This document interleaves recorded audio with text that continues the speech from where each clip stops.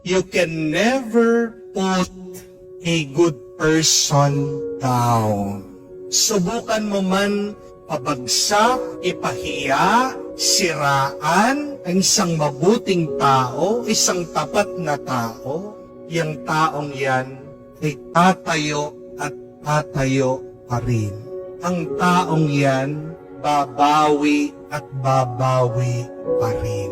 Ang mga taong tapat at mabubuti, lalong-lalo na pag sila ay tapat sa Diyos, tinutulungan sila ng Diyos. Sa anuman mahirap at mabigat na sitwasyon, ang isang mabuting tao, kaya niyang tumayo muli, kaya niyang bumangon muli sa tulong ng Diyos. Hindi ka makakabangon sa paninira ng ibang tao kung magpapasira ka. Tandaan niyo po yan. Bakit merong mga tao depressed, nalulungkot, sumusuko?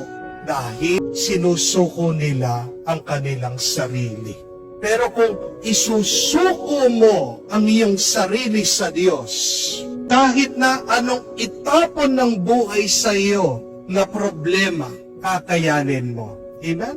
Kahit na anong paninira ang gawin ng ibang tao sa iyo, kakayanin mo. Ano ang sinasabi sa libro ng Propeta Jeremias? Napakaganda. Ang isang tapat at banal na tao ay para daw isang halaman na nakanim malapit sa ilog. Ang kanyang mga ugat ay nakakatanggap ng lakas galing sa tubig. At ang punong ito ay palaging buhay. Ang isang tapat na tao, isang mabuting tao, nakakonekta, nakaugnay sa Diyos, mabunga. Kaya nga, hindi mo yan masisira. Hindi mo yan maibababa. Hindi mo yan maipapabagsak. At tandaan po natin yan. Manatili kang nakakapit sa Diyos. Sumuko ka sa Diyos. Wala silang magagawa para saktan ka.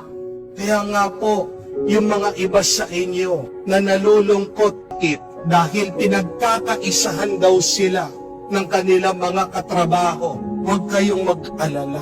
Kayong mga nalulungkot dyan na gusto ng sumuko, dahil wala daw silang kakampi sa kanilang compound, pinagtutulungan sila ng kanilang mga biyenan, ipag. Huwag kayong mag-alala. Kayo po dyan na alam nyo, pinag-uusapan kayo, sinichismis kayo, sinisiraan kayo ng inyong mga kapitbahay. Huwag kayong mag-alala. Huwag kang susuko sa kanila. Manatili kang tapat sa Diyos. Dahil hindi ka nila mapapabagsak, hindi ka nila masisira. Tandaan mo that you cannot put a good person. Be a good person. Be a faithful person. Be a holy person. How? Remain in the Lord. Manatili kang tapat sa Diyos. At ikaw ay magpapatuloy na umangat, umasenso, magiging mabunga at wala silang magagawa para masaktan. Tanggapin natin anuman ang ibato ng ibang tao sa atin. Dahil pag ang Diyos ang iyong tagapagtanggol, walang iba ang makakasakit sa iyo.